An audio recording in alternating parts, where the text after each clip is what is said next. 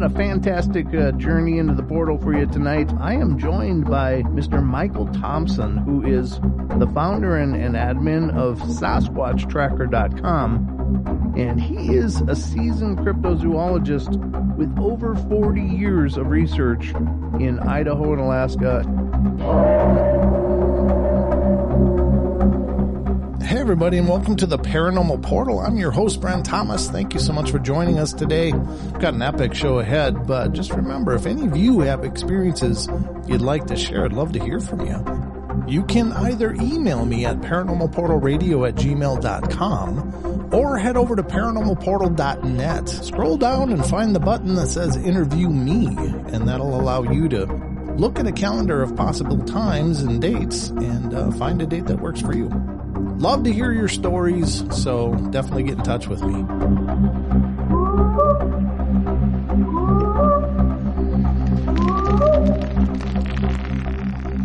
I met Michael in a conference in Spokane, Washington. I had the benefit of just sitting and listening to him, and it was absolutely fascinating stuff. So I'm excited to bring him to you and let him share the stories about his native Alaska and more. So without further ado, let's get to it. Hey, Michael, welcome to the show, brother. Thank you. Nice to have me. Thanks. Yeah, I'm just thrilled to finally connect this, because you guys, you and I met last year, and it seems like it's forever ago, but I really was very excited to listen to your presentation, to listen to the folklore, to listen to the histories, and all of that, because I think that is missing from a lot of this field today. You will hear reports, you will hear some, research efforts and stuff, but you really have a comprehensive view of this stuff, including the folklores, which I think is a huge part of the story that is often overlooked, because there's such value in those historical references to these creatures, even if sometimes the folklore goes more into the really bizarre and odd. It is an observation.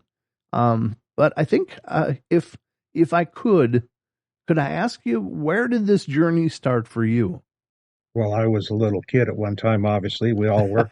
But I grew up born in Illinois, moved to Idaho, and then in the mid-'70s, it was a big deal to, we all had mowed yards and had paper routes and things like that, and we saved our money. And we went to the matinee, and of course they had all these Bigfoot type, Legend of Boggy Creek, Sasquatch, Legend of Bigfoot, all these types of movies. Mysterious Monsters was another one that really got to me. We all thought it was neat and cool, and it was always hot in Boise, Idaho during the summer, so it was just nice to be in an air-conditioned theater, and we'd all go down there and do that, and everybody relaxed and had a nice time. But when the movie was over, everybody else just kind of did their own thing. But I was always stuck with this, like, weird or fascination. That could be true.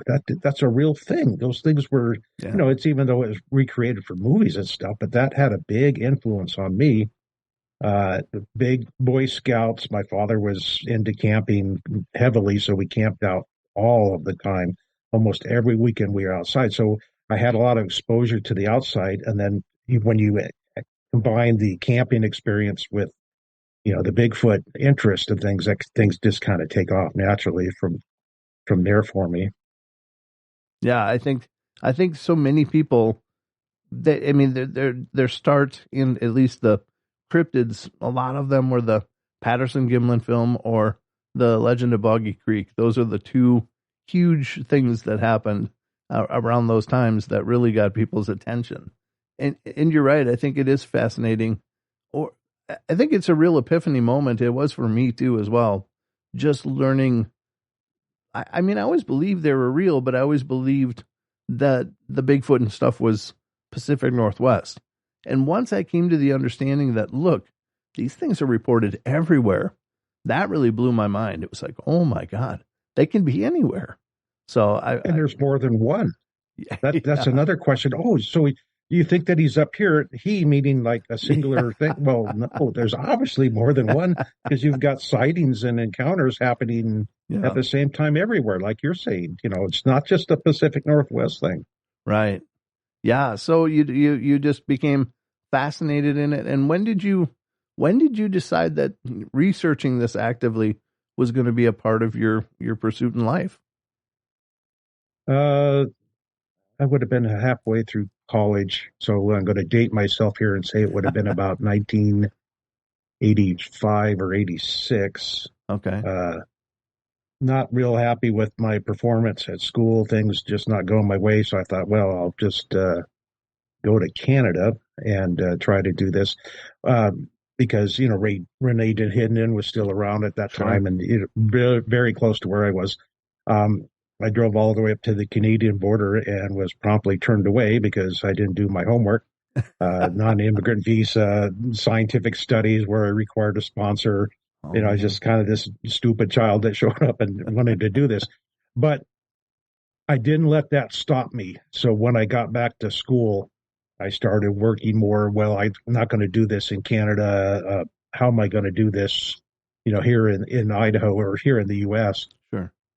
And that's kind of where it took off. So back to, in Idaho, I kept track of a lot of things. And it's interesting because where I was in Idaho, I was 8 miles from where Grover Krantz was, and we never met. Oh, wow. University of Idaho and WSU, Sure. they're Washington State. They're only 8 miles apart, and we were there at the same time. And maybe I should have followed up on that, and that would have been another leg of the journey, but Sure. It just the way it was, it worked out for me to remain based in Idaho. And then when I got out of school, Desert Storm, of course, so I enlisted, and then I ended up being stationed in Alaska. So it kind of took off from there. I had thought about going to Alaska as a child. That was way back in, like 1974 when all this stuff began, the Jack London Call of the Wild. Yep. Every young boy reads this and thinks, wow, this is cool. And so I kind of knew that I was going to end up in Alaska. It just kind of a roundabout way of getting here, I guess. One thing that seems to be, and I guess you're probably one of the better people to speak to this kind of thing, but there does seem to be at least the potential that there is temperate differences or behavioral differences between Sasquatch that are maybe down in Florida versus in, the contiguous U.S. 48, lower 48, and then up into Canada and up into Alaska. There does seem to be a difference, but would you say that you've come to understand that there is kind of a different barometer to their temperament up there versus down here where I am? Well, you've got like 3 different types. You have the neo giants, which is and a neo giant's what everybody thinks of when they hear about Sasquatch. Okay. They're 6 to 9 feet tall, tracks 12 to 20 inches long. And it's got kind of a rectangular shape. You can kind of see this track. That's behind me. This is a neo giant type of a thing. And this is what everybody thinks of as, the standard Sasquatch. Okay. We also have up here in Alaska true giants, a little bit taller, 12 to 20 feet. And these guys have 4 toes. And so is it a different species? I don't know. I think they're all kind of related. Oh, okay. Things are going to grow to the size that the environment lets them. This is why black bears in Florida are smaller than black bears up here. I did find when I was researching this, I kept hearing about, something that was more man-sized, 6.5 to 7 feet, and then being described as, 400 to 500 pounds. Wow. And what was interesting, and I thought I was onto this unique thing, and I thought, oh yeah, this is, through the research, I'm finding this stuff. But John Green had discovered this earlier, and we know John Green. Sure. And so I thought I was onto something, but the credit goes to John Green. They kind of identified, through the characteristics of what was being reported and descriptions that they were getting, that it was a marked hominid, being more closely, more man-like. People were describing, human-looking faces, not monster-looking faces. Yep. The size alone. Marked hominid tracks kind of have that curved insole. Okay. Looks more human-like. Yep. And the reason they're called marked hominids because they have usually a contrasting patch of hair. Arms are on the top of the head or something like this. It's not like a dappled or a piebald appearance, but it's definitely like contrasting colored hair. I don't know how the best way to describe it. I'm sure you guys would know black bears. They have like a little white patch on their chest sometimes. Yep. Well, this is the same kind of an idea. Not necessarily this contrasting hair appears on their chest, but you might have, a dark-haired being, but then have more reddish or auburn hair on the head. So it can be a kind of a two-tone kind of a thing. Okay. And that's why there's a marked hominid. Gotcha. Now, I've never heard it described this way in these specific terms ever. And I think it's fascinating because, I think many people that are enthusiastic of the Bigfoot field have heard the type 1, type 2, type 3, type 4, with these different variations of Bigfoot, from the patty to something that looks more chimp-like to something that has the baboon-like snout to, I don't remember. I don't remember how they all break down, but it is very interesting that, because I often wonder, we have such a spectrum of stories, and it can be the biodiversity you're talking about, where it's different heights, different sizes, and oftentimes we attribute that to the age, but maybe that's a perfect example that it's actually just something different. And then there's behaviors that seem to be variable. Some are very aggressive, some seem very benign and gentle. And I wondered about that. It's like, well, is this just an issue of biodiversity, much like we have in the human species, where, some people you can meet and they'd give you their last $5, and another person would rather take your last $5. You got this whole spectrum. And so I'm trying to understand with these creatures, what is this range of behavior? And it is interesting to hear it that way. So you say 3 types, though. That's the first time I've heard that. Well, and there's proto-pygmies. Sure. There's best described as like a devil monkey, 4 to 5 feet tall, has a tail. Athabascan is the main native group up here. There is no word for monkey in Athabascan because nobody had ever seen a monkey, but it's a chetan is how you say it, or Tussetan. Okay. And that's translated to the old-tailed one, which would be a monkey to Athabascans, not knowing what a monkey is. So you have some other, and these chetan or Tussetans, more of a dog-like face. So you have a little bit different variation there. The proto-pygmies, just what they sound like. A lot of times you get called baby Bigfoots up here because they resemble regular Sasquatch so much, but they're not more than 5 feet taller. And so this is kind of back to that. What can you grow to be in the environment that you're in using the natural resources that are on hand? Now, are sightings coming in of these different things? I mean, do you hear of a lot of sightings of these proto-pygmies and things like that? Not so much the proto-pygmies, but because I'm here in interior Alaska, so I hear more of the boreal Sasquatch type stuff. Okay. Just recently, this would have been end of August, boyfriend, girlfriend driving from Whitehorse to Anchorage. Whitehorse to Tok is a good day's drive. So that by the time they got up in the morning, they left Whitehorse. And so by the time that they arrived in Tok, they're wiped out. They're exhausted, but they decided to continue towards Anchorage. So they're a little bit outside of Tok on their way towards Anchorage, and they're just like, this is the end. So they pulled over. It's warm enough where they had to have the windows open just a crack, but they also had their ball caps and sweatshirts pulled up high because, this bugs. Yeah. And so they kind of dozed off with their faces covered like that. And the male, the boyfriend, he said that he was jarred awake, but he was so groggy, he wasn't quite sure what had awoken him. And about just moments after that, a hot dog-sized stick landed on the hood of the car. Oh. And so he immediately thought, what the hell? Somebody's messing with me. Some teenage boys are having fun at his expense or whatever. He jumped out of the car to confront whoever was doing this. When he realized that he's alone, there's no other cars in this parking lot, pull off.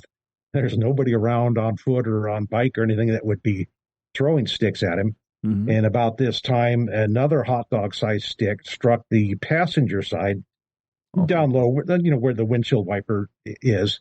And of course, this scared the girlfriend, and she's like, get in the car, we got to go now. Yeah. So he's not going to argue with her. He jumped in the car and they sped off.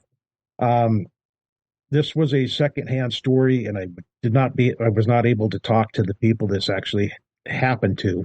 Okay. But when you hear things like this, throwing sticks, this is a behavior. One thing, it shows opposable thumbs because you need to have something like that to grasp. Sure. Is it teenage Sasquatch messing around having fun? Because that would be appropriate teenage kind of stuff that happens.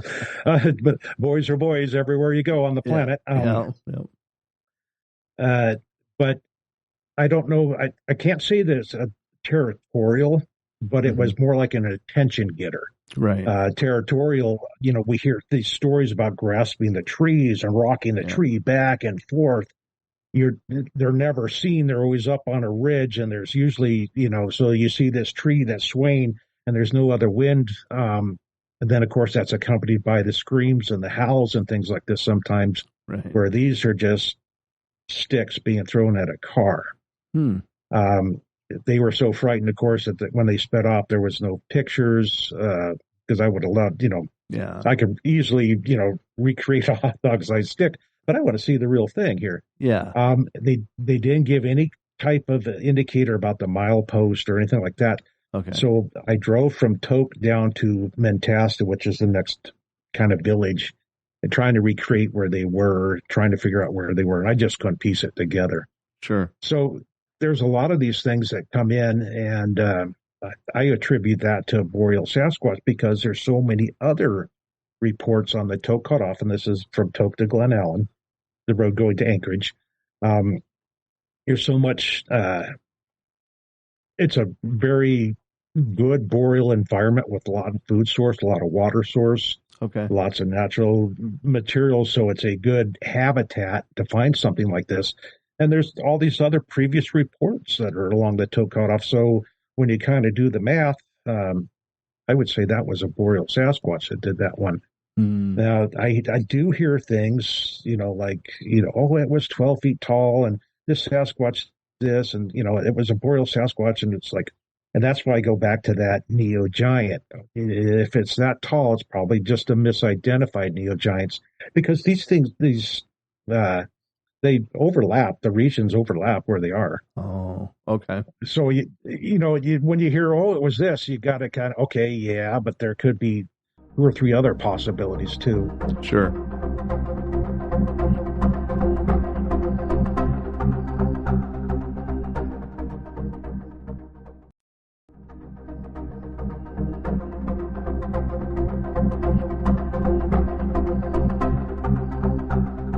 It also, with your unique understanding and the work that you've done with, looking at First Nation culture and legends and stuff up there, how many, I don't know, this is probably an incredibly unfair question to ask you, but just in your estimation, do you think that primarily a lot of the legends and folklorist kind of stories that come out of First Nation tribes, do you think that there's truth to them generally, or do you think that it's a whole mixed bag? Like some could be actually an existing cryptid, others might be more moralistic storyline kind of thing, or how would you break that down, or could you?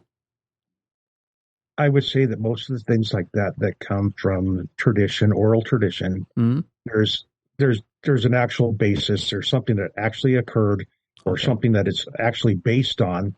We've all had that. Even when I was a boy, my mother told me that a monster would get me down by the lake because I wouldn't stay out of the water hunting snakes or whatever. And so I had to be threatened with the monster tail. So there's a little bit of that kind of stuff that goes on. Parents always tell their kids this kind of thing. But when you hear things, when they're referred to as hairy man or bushman, something like this, so they're calling it man. So it's that almost like there's some sort of an interaction at one time. Okay. In ancient times, there's lots of stories about trading with these, interacting like in a universal sign language. Really? And then usually there's something, a trade deal gone wrong or something, and then they kind of separate, and then there's a little bit of warfare going on. Then it just kind of dwindles away into nothing, non-existence. But definitely got a degree in archaeology, master's degree in archaeology, so I'm very well, I'm very experienced at hearing these types of things, and I guess it would be more anthropology, but my degree works. So when I hear these things, it's just like, like I said before, there's some truth to it. A lot of times when things can't be explained, and it's not putting anybody down, but if you can't explain it in like a scientific way, then it gets assigned maybe a little bit of a spiritual way or a supernatural way. Sure. So, we can't find one. So now Bigfoots are shapeshifters and they can come and go at will. Not necessarily. That's a speculation, supernatural ability, power that's being assigned to this because you can't explain where they are. So, and this is, you have to look at all these different possibilities. Right. So what makes when you hear these things, what makes the most sense, and what would a normal guy, oh yeah, I saw this thing, but I couldn't tell you what it was. So I call it hairy man because it was covered with, hair, and he was my size, and he acted human. He walked up on 2 feet, things like this. So yeah. I think you're right. I think there's got to be a precedent for this, at least somewhere in the histories and such. And I do think that we don't have the whole story with what exists in this world, what possibilities lie within this world. And I don't really know much about the whole transdimensional ideas that some people have. I listen to them and I'm aware of them, but it's just out of my pay grade. I just couldn't make heads or tails with those possibilities. But I think, there is maybe a magic still existing in the world, and maybe that's the land of some of these things.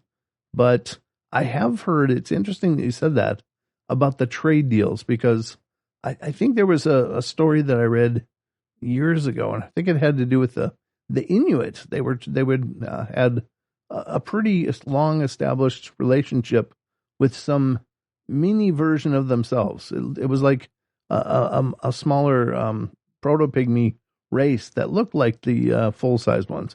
And they had this long-standing relationship of trading and cohabitating to a degree, but then something fell apart there too. And you're right. I mean, it was just a common thread that does seem to come up, where then it's like, well, they just break off communication and that's kind of it. And what a tragedy, though.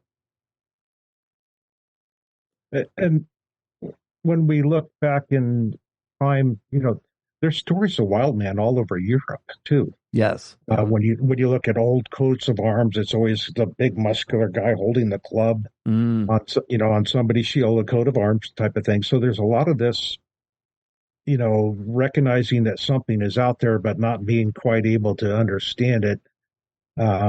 So wild man that appear on like coats of arms and in these old legends, the dark forest kinds of things. Sure.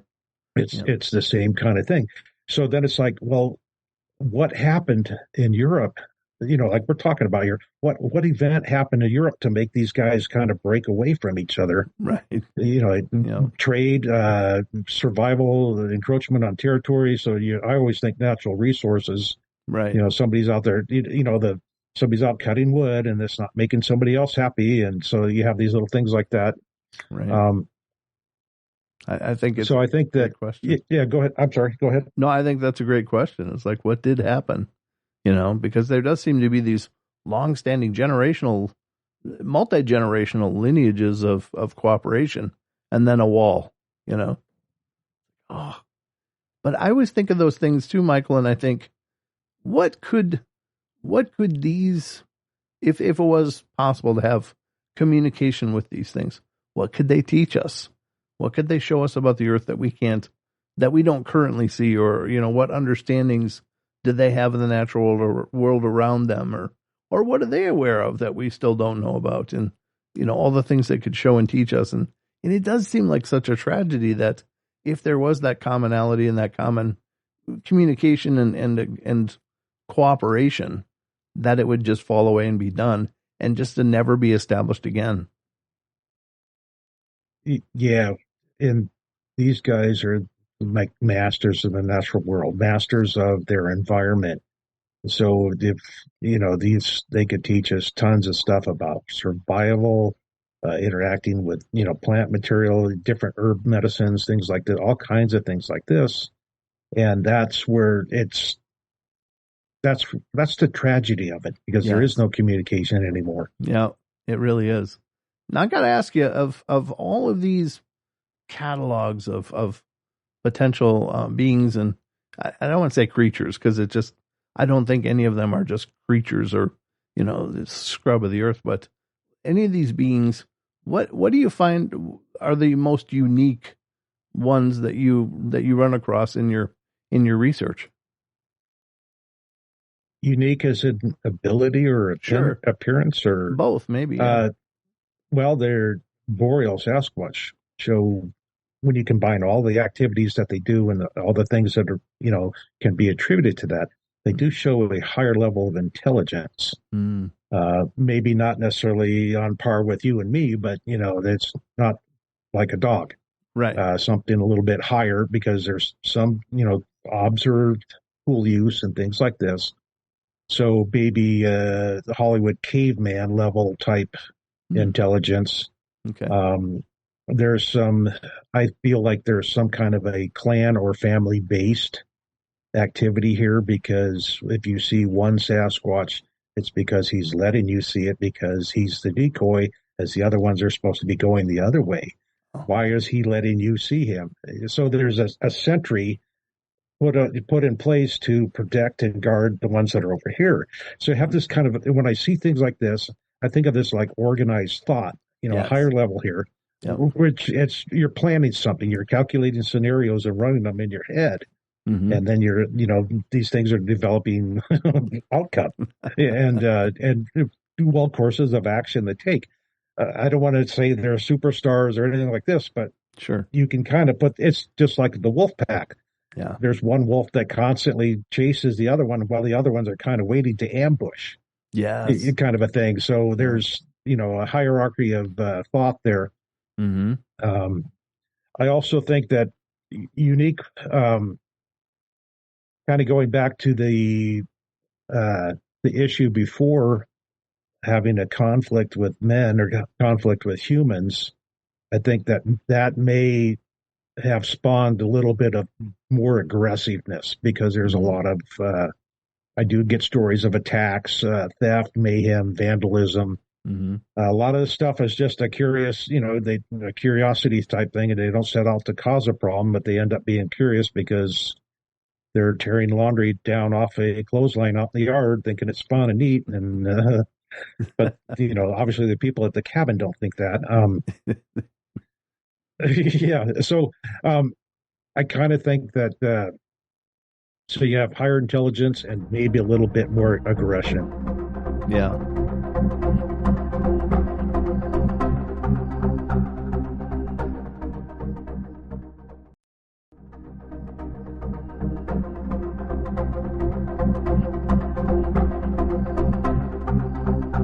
Yeah, I think the behaviors of them, again, is real, a real huge spectrum. And of course, like you're saying, there's 3 or however many types of them, I guess we may never know, but just in the Bigfoot family of cryptozoological beings, hominoids or whatever, there is a huge disparity in reports about, the aggressive versus the benign versus the indifferent. And that's another thing I want to ask you about too, is, dealing with the intelligence of them. I find it fascinating that these beings, they seem so focused on our absence and maintaining an absence from us. And yet, how many sightings have you heard where it's just this 8-9 foot tall, behemoth just walking in the most, unusual place, and people are looking and seeing it, and it just gives kind of a casual glance like, oh yeah, and then just keeps going, like couldn't seem to care at all. And yet this is a behavior that's normally exhibited where they're hiding, they're shadowing, they're staying invisible. And do you think that that's the cat and mouse game again, where this is the decoy, or is it just that sometimes they don't care? Well, when I hear things like that, it's definitely alpha male. Yeah. Because he's aware that there's people watching him, but he does not feel threatened.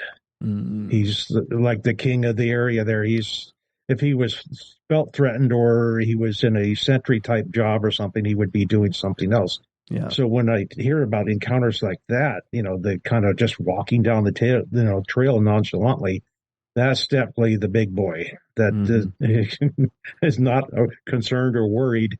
Doesn't look at the people or the humans that are watching him and perceiving them as a threat. And these guys go wherever they want. Territory wise, yeah, if you're the alpha male, there is no territory. There is not this at the top of the ridge, and then it's this guy and Charlie's over here and Ralph is on this one. Mm-hmm. It's nothing like that, because the alpha male just goes wherever the alpha male feels like going. So it's just like bears. You look at a lot of bear biology, and it's the same kind of thing. Mm. But when you get back to that elusive and shy, is this a Sasquatch that's heard about people from elder Sasquatches, if they talk about such thing? Mm-hmm. Is this somebody that's seen, people for the first time? So there's a little bit of shy curiosity, a little bit of, let's be evasive and see what they do, see if they're going to harm us. And that kind of behavior goes back to that intelligence, this little bit higher intelligence, because they're analyzing, our reaction and trying to judge what, we should be doing, and then how that's going to affect their behavior. Right. Yeah. I'm glad you said that word again, because you sparked my memory for there was a question I was fighting to remember. I remember it now. Because I'm curious for your take on it. Being a gentleman with, so much time and energy and experience in your research, I find this an absolute, I think it's brilliant, to be honest with you. And it does seem to be really bordering human intelligence. And I understand the distinction, because I don't think these things will ever suddenly, decide to change a transmission in a car. Like, it's not a mechanical kind of intelligence, but they do have a very robust and comprehensive intelligence. But what I'm speaking of is specifically in this example is when, and this theme comes up all the time, family A or couple A or buddies A and B decide to go camping into a remote area, and they get there, and it starts out where they just feel like they're being watched.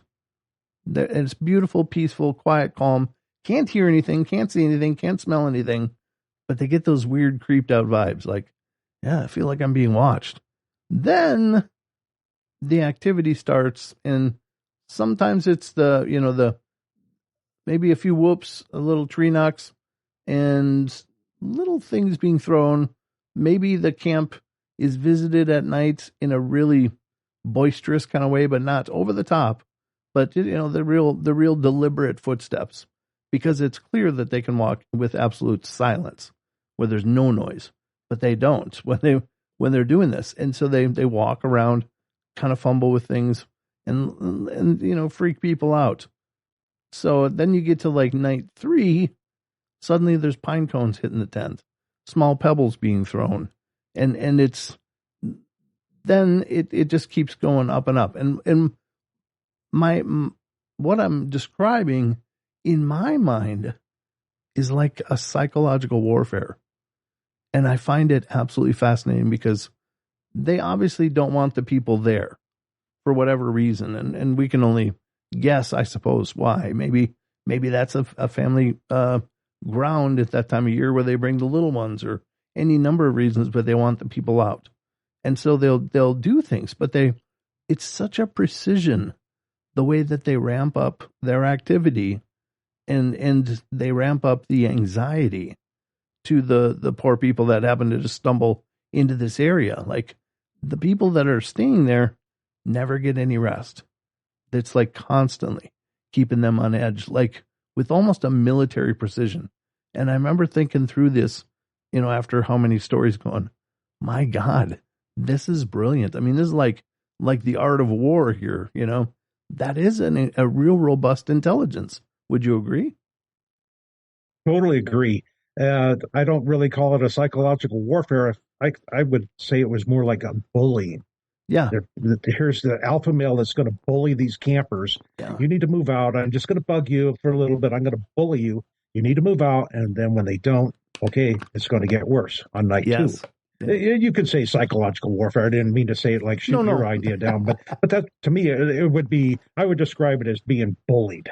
Right. So it's just, And so here's your intelligence thing. Based on the reaction of the camper, the Sasquatch is changing or upping or downgrading his interaction here and what he's going to do next. So there's the thought process that's running this scenario. So, yeah. And I think, I mean, I don't know if what I guess I imagine personally, and I'm not an avid researcher or somebody that goes out actively looking for them, but it seems to me that they probably have, I don't think they necessarily migrate. They may, but at the very least, they seem to have territories or a circuit that the family will cover through the course of a year. And it probably follows things like berries coming into season and, different biological markers where foods are easier to find in this range of places. And I think sometimes we just choose those as campsites. And that doesn't work out real well. Well, my research, I came to the conclusion that there is some seasonal migration that happens. It's just like you described. The berries are good on one side of the valley, so they all go to the south side. And then, the berries are good on the north side. So you're talking, drifting to across a river and across foothills to get to the other slope. In the winter, everything's covered with snow and it's frozen. I mean, it's Alaska. This is how it works. Yeah. So fighting and struggling for daily survival, the amount of calories that you and I would need just to stay warm, now triple that, quadruple it, and with a bigger animal here. Yeah. And so the seasonal migration part is because the caribou migrate through here. We have lots of caribou migration. And so that was one of my things, not so much in the last couple of years, but earlier on, I'll say 2015-ish is kind of when I got out of it. But I would document caribou kill sites, and you could definitely see all the wolf tracks where something was, surrounded and then taken down.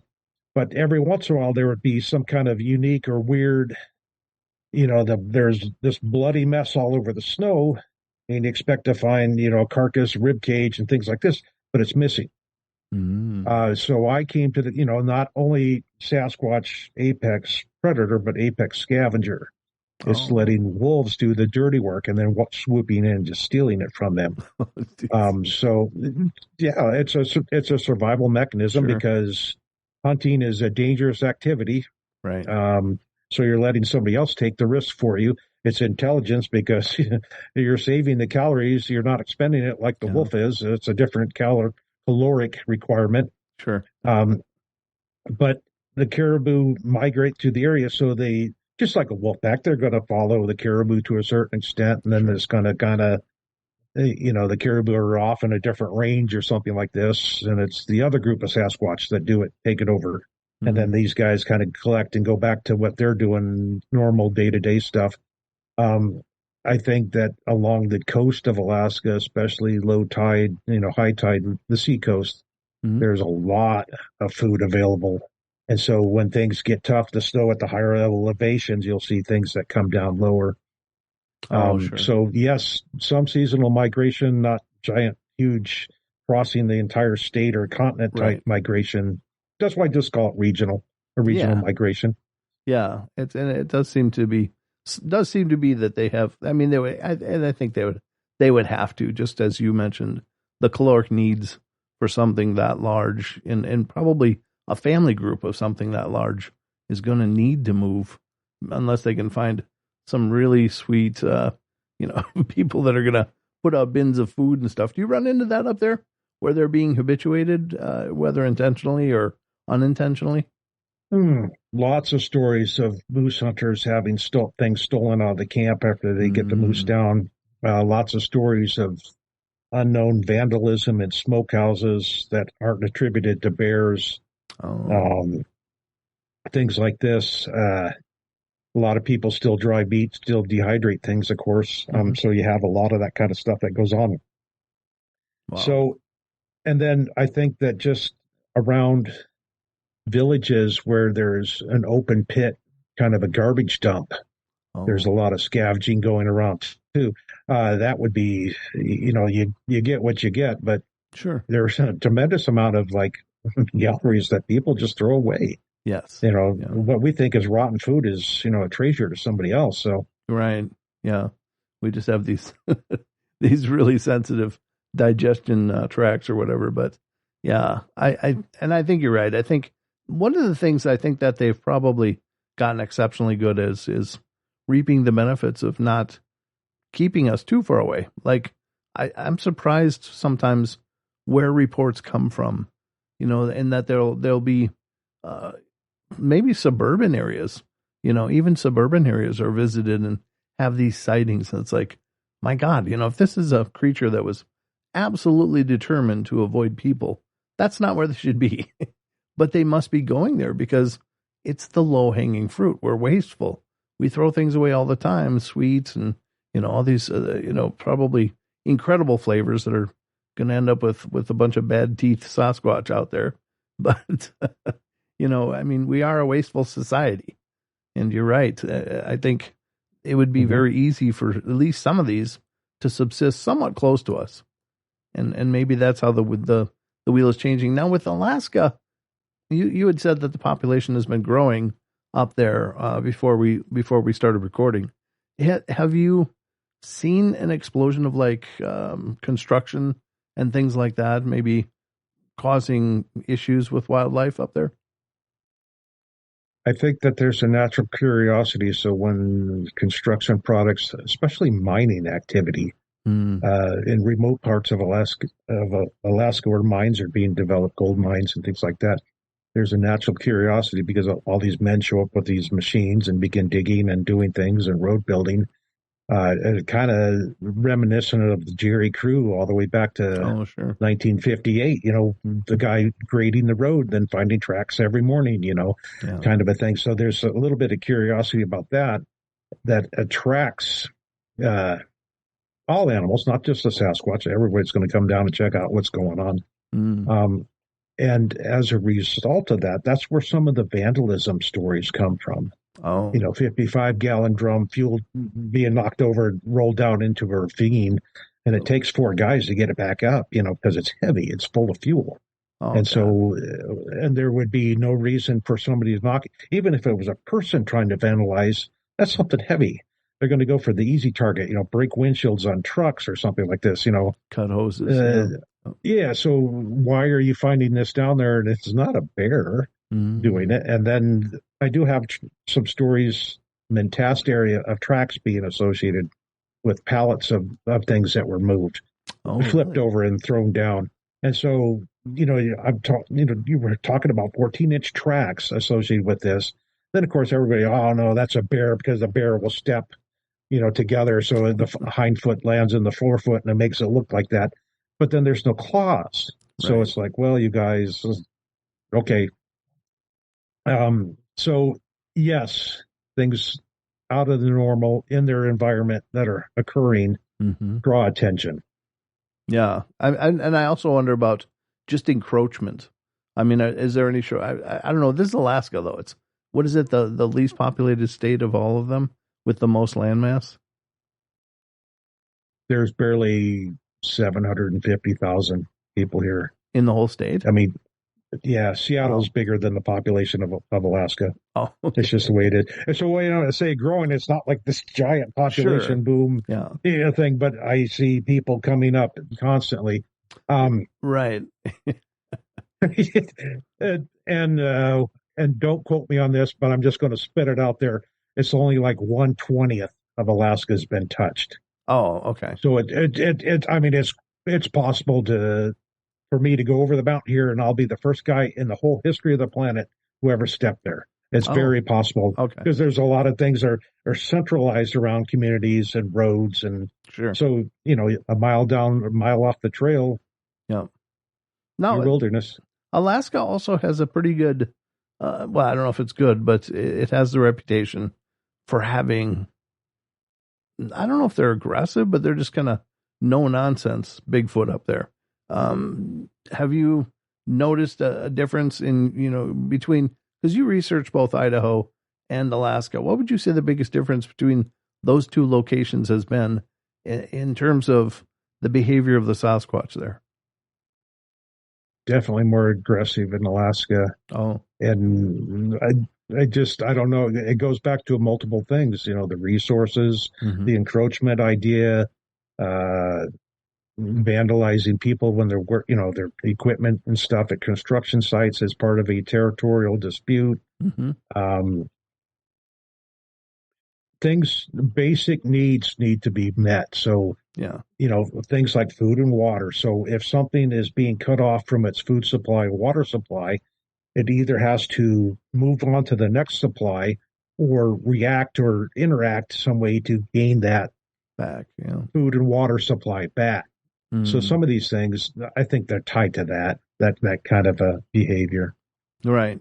Yeah, I think they probably are too. It's just, it's really fascinating. And again, there's so many directions you can take us with your experience and specialities, especially, just tribal customs and beliefs of the creatures that are said to inhabit Alaska. I would love to have you on and do a whole show about that, because I find that stuff absolutely amazing. Did they get reports of pukwudgies up there? Probably, but they're not coming to me as pukwudgies. Okay, all right. Well, when you say proto-pygmies, of course, we have a friend that comes on the show from time to time, and she talks about gnomes or small diminutive human beings like that. And so, yeah, I'd love to have you back and discuss this, what's going on up there and what are the reports from the native populations. Sure, I'd love to come back and talk about that. Okay, fascinating. Well, Michael, could you take a couple minutes and let people know how to stay in touch with what you're doing? I run www.sasquatchtracker.com. People can contact me through the website. There's like a submit encounters form that you would fill out, name, email, then in the details, you just send me a little quick note. Sasquatchtracker.wordpress.com is the blog.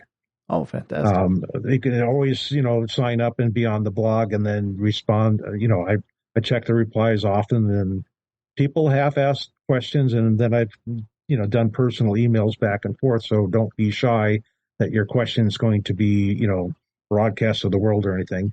Yeah. Admin, ADMIN, short for administration at SasquatchTracker.com is another way. Okay. To get a hold of me. And put something like, boreal Bigfoot on the subject line so I don't think it's spam, and try and delete it. Yeah. Amen. I get a ton of spam too. Man. Yeah. If you're saying trying to how I'm going to upgrade my car insurance or something, I'm just going to, it's going to get deleted. But if you say, I saw a boreal Sasquatch or something like that on the subject line, sure, I'll definitely open it and take a look. And I will respond. There's no question that's too stupid. Okay. The only questions that aren't asked are the dumb ones, or however that goes. So the only dumb questions are the unasked ones. Yeah. You knew what I meant. Yes, sir. Well, thank you so much for taking the time to be with us today. It's been absolutely incredible, and I do look forward to getting you back. So you and I will be in touch, and we'll figure out when that'll happen. But thanks for taking us on a journey today, Michael. Yes, loved it. Thank you for having me. All right. Very good. Ladies and gentlemen, Michael Thompson.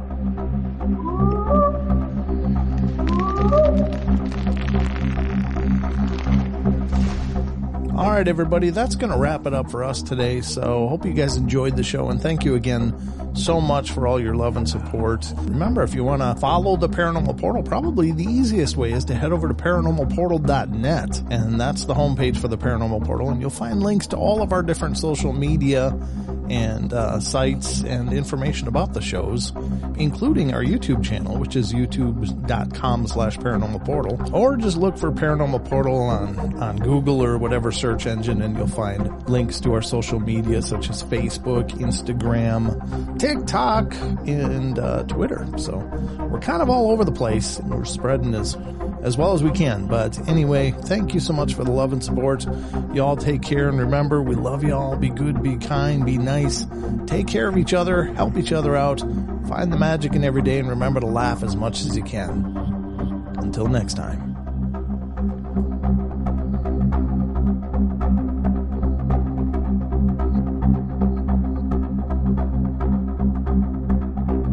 Well, the only time she really turned with that famous was when I rode across the creek and got down off the horse.